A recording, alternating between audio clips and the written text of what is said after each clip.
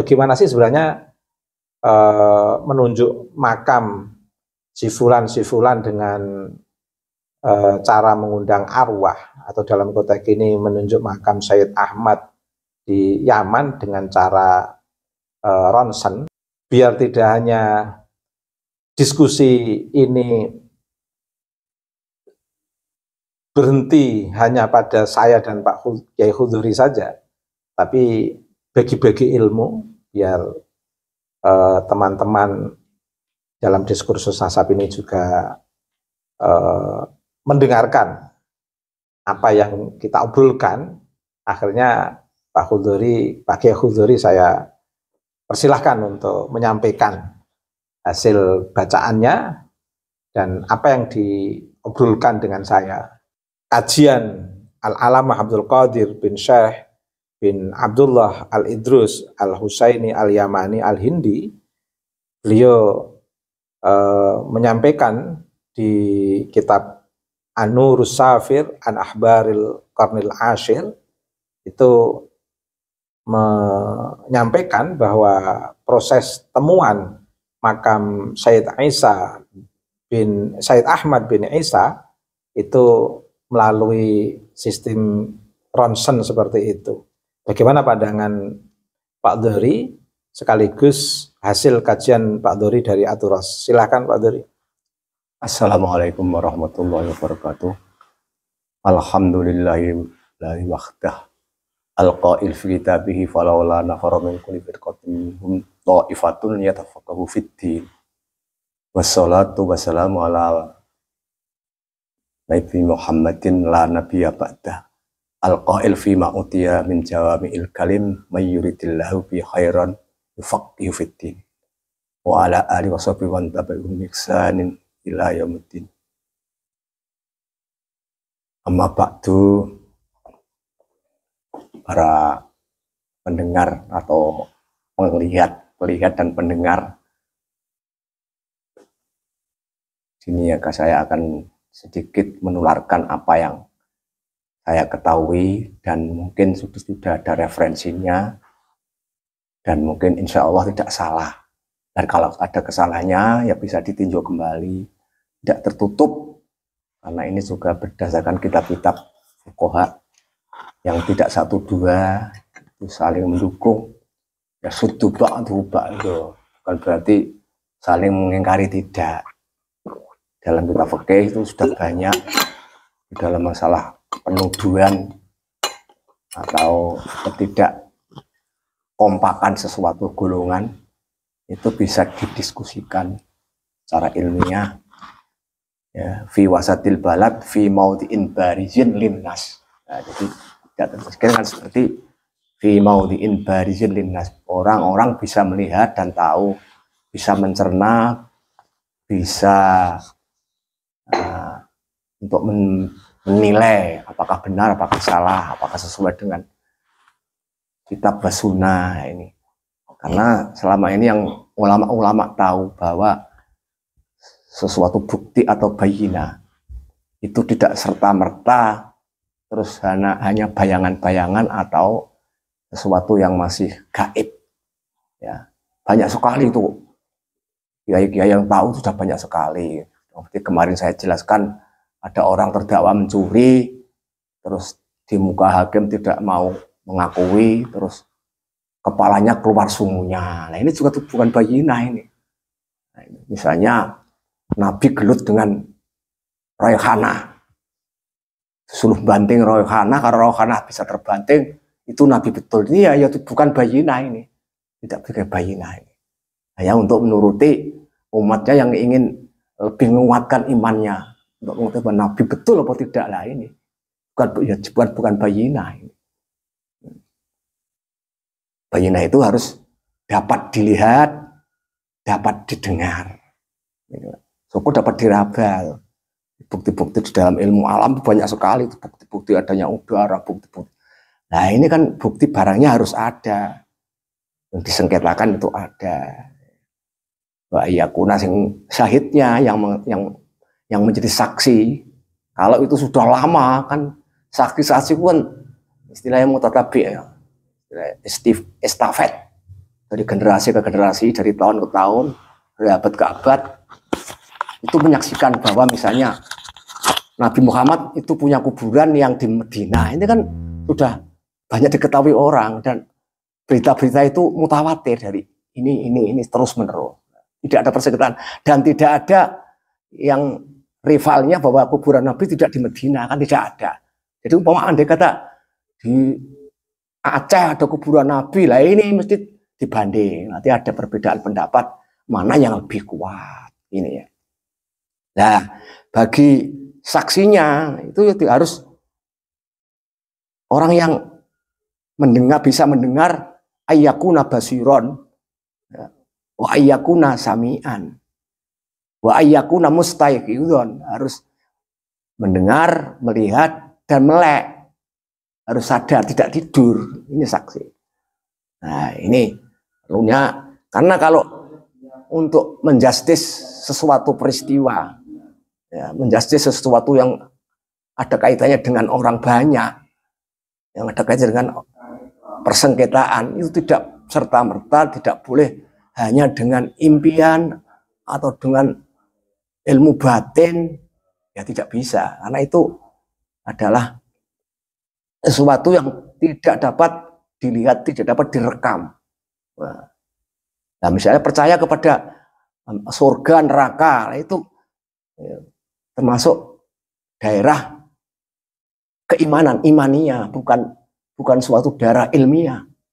Tidak bisa dibuktikan keberadaan neraka dan surga. Nah, ini lain. Kalau siksa kubur itu juga tidak bisa dilihat, maka dasarnya itu iman, kepercayaan.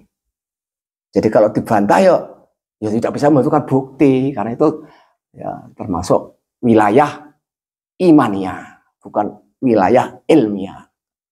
Karena saya tahu dan dengar banyak para santri yang belum pernah mengenyam pendidikan umum, tidak pernah kuliah, tidak pernah ujian skripsi, tidak pernah ujian tesis, itu tidak bisa membedakan antara ilmiah dan kitabiah dan imaniah. Ya. Ini bayangkan, ini tidak bertemu, tidak sesuatu yang orang dua yang berdebat tapi tidak jurusannya, tidak lain. Ya. Air dengan minyak, ya kan tidak bisa bertemu.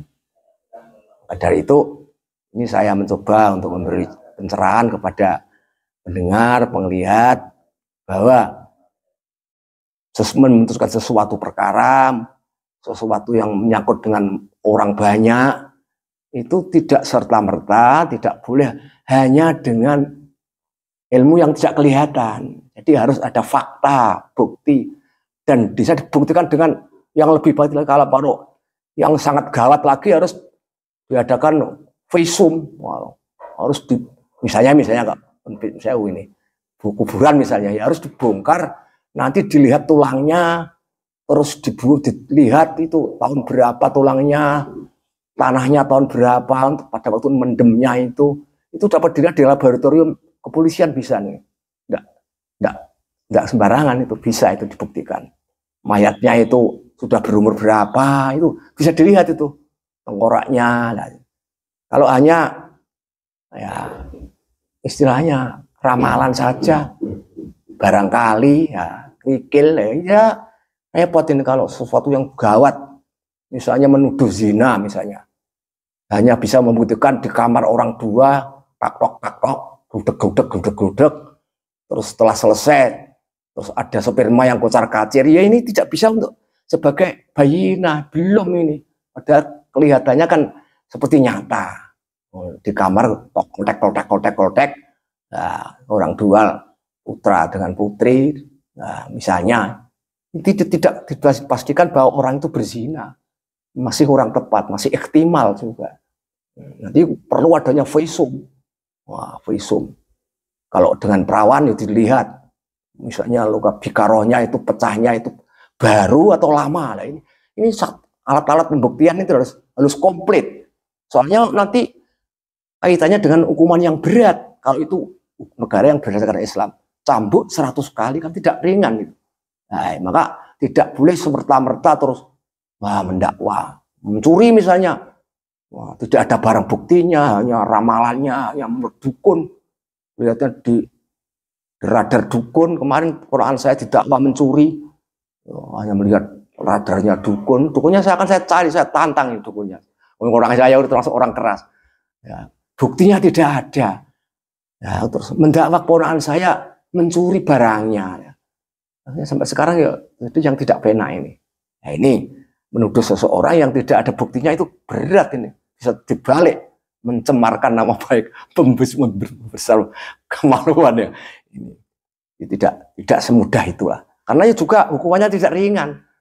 Kalau menyuruhnya sudah satu misalnya 4 dinar kan dipotong tangannya. Loh, tangan itu mahalnya tidak hanya 4 dinar. Loh, ini kan tidak seimbang. Kalau memang tidak nyolong betul, itu saja masih harus pikir zilmitli. Penempat nyimpanannya harus, kalau di halaman rumah dicuri, yo tidak dipotong tangannya. Ini tidak mudah. Semerta-merta kalau saya tahu sendiri ada kuburan di daerah saya itu. Yang jadi saksi ya masih hidup orangnya, satu yang masih hidup. Itu tempat dia mencari kayu, ada kuburannya. Nah, itu masih kalau dibuktikan dibuktikan ke sini misalnya bisa kuburannya dikholi, ramai. Tapi ya orang-orang yang tahu ngalah saja lah. Dan sekarang sudah yang mendapat dari sana, dari barat itu mendapat favor itu bahwa ada kuburannya ini mbah ini, nah itu spiritual dari sana itu Pak, dorongan itu. Nah itu saya tahu sendiri, lihat di kampung saya itu, dekat kampung saya hanya 1 kilo ya, mendapat ifta dari sana bahwa itu ada kuburan begini. Nah, tapi akhirnya dalam masyarakat itu sengketa, ada kiai-kiai yang tahu ya diam, kasihan, biar saja. Mau akhirnya ya membaca kalimat-kalimat thayyibah dan sebagainya, pengajian isinya baik, biar. Tapi setelah itu orang yang diberi fatwa oleh kiai yang kondang itu, entah kiai entah kabib itu, sekarang ikut meninggal, masih setua saya itu orangnya, itu kiainya tua saya. Nah dikubur di situ dekatnya itu. Jadi sekarang hallnya itu bukan hallnya yang lama itu hallnya kiai yang baru tadi. Ya wah, bagus sekali sekarang. Ya bulan bakdo mulut itu. Mau bukannya itu banyak sekali tuh daerah sini tuh. Mungkin di sana-sana kan saya tidak melihat sendiri. Wah kuburnya ini setelah tadi sowan ke sana mendapat fatwa bahwa kubur ini lah, terus ngandel ya itu kan ya apa tidak ada buktinya. Bukti minimal keluarganya, keturunannya, mbahnya. Kan kemarin saya itu kholi mbah yang ada di daerah Lodan itu, saya menjadi wakil keluarga ini, kuburannya itu ada orangnya, tidak apa-apa, ada orangnya dan saksinya banyak yang masih hidup. Ini kuburannya si A loh. Saya terangkan itu. Jadi jangan sampai terjadi mengkholi kuburan yang orangnya tidak dikenal siapa dia. Nah, itu loh. Tidak ada keluarganya, tidak ada keturunannya. Banyak kan. Nah, ini harus kita stop kalau bisa ya, stop jangan. Yang kholi ya orang yang sudah karuan orangnya, biografinya menjadi orang yang soleh, syukur orang alim, syukur punya santri, kan gitu. Jadi tidak, itu tuh kok kasihan dah kok. Hanya untuk kelihatannya untuk narik urun, terus kumpulkan uang dana untuk ini, nah itu kan, ya iyalah. Padahal uang itu yang digunakan yang lebih baik daripada itu kan ya masih banyak. Untuk pendidikan, untuk memberi spirit anak-anak muda yang mau mengaji, mau madrasah kan masih banyak juga. Kalau dipakai itu kan hasilnya itu kemarin sudah saya berulang-ulang untuk mengecam, itu tidak seimbang antara pengeluaran uang yang digunakan untuk itu dan hasilnya apa, itu tidak seimbang. Maka saya tidak begitu senang. Cocok lah ya, tidak sependapat kalau model begitu. Ini sementara kalau masih kurang jelas ya, bahwa bayinah itu harus bisa dilihat, bisa didengar, dan yang menjadi saksi harus melek, yang menjadi saksi harus sami'an basiron, bisa mendengar, bisa melihat, dan tidak tidur. Lebih-lebih harus minimal orang 2. Syukur satu kampung, 5 kampung lah, malah itu jelas bahwa mayitnya itu ada. Man syahidal janazah hatta tutfana falahu kirotoni, mendapat 2 kirot. Man syahidal janazah, tahu melihat dan mendengar bahwa ada mayit yang dikubur di situ. Malah tidak hanya orang satu menyaksikan. Ini otentik betul ini. Kuburannya ini, ya, ini bisa kita tiap tahun koholnya, keluarganya mengholi. Istilahnya khol itu kan khalayakhulu khaulan. Ulang tahun kematian. Nih, yes, saya ulangi, pokoknya jangan mudah terkecoh sekarang itu. Banyak orang yang begini-beginilah. Wah, repot ini. Sistem maklar itu. Itu bahasa Jawanya, sistem maklar itu. Ya, itu pengangguran banyak sekali ini ya. Ilmu begitu itu kan, misalnya ada seorang santri, saya tadi malam diulang karo guru saya, kiai saya yang sudah meninggal. Nah, itu jangan tidak perlu dikata-katakan ya. Banyak sekali orang mengaku wali misalnya, tapi kadang-kadang juga janggal. Jam 1 siang mengaku wali melete misalnya. Mbah, ini tidak jemuan di gimana Mbah? Oh, aku sudah jemuan di Mekah. Nah ini setelah secara akli, secara kenyataan kan salah ini. 100% salah karena di Mekah jam 1 itu di sana baru jam 10 atau 9. Kok sudah Jumatan itu janggal. Corong ngaku walinya itu bohong. Kemarin juga ada orang yang Jumat bisa haji di Mekah. Wah, satu kabupaten percaya ya. Saya tidak percaya itu. Setelah di interview oleh Mbah Toha dengan Pak Zainuddin Ja'far, ya secara diinterview bahwa orang itu tidak benar. Tidak benar bahwa dia tidak ke Mekah nyatanya. Dibawa jin, dilus begini, Mbak, begini. Nyatanya ya tidak benar. Jadi kabar itu kalau kabar harus diteliti, harus diverifikasi. Betul benarannya ada atau tidak, kapan jadinya, dengan teman atau tidak. Nah, kan jangan terus tok percaya, ya. Percaya boleh tapi pribadi silakan. Terus jangan terus di move kok, expose kok. Nah ini kurang kuat, doif. Tapi kalau amal-amal yang sifatnya itu ya amalan yang ya boleh lah. Kalau menghukumi sesuatu yang berkait dengan masyarakat itu tidak boleh itu, berbahaya. Bohong pribadi saja tidak boleh. Ala wa qaulu zur, karena muttaqi ya. Dosa yang ketiga kan, keempat kan, ala wa qaulu zur kata Nabi. Isroku billah, uqul walidain, ya. Ala wa qaulu zur kata Nabi. Ini terus langsung ala wa qaulu zur.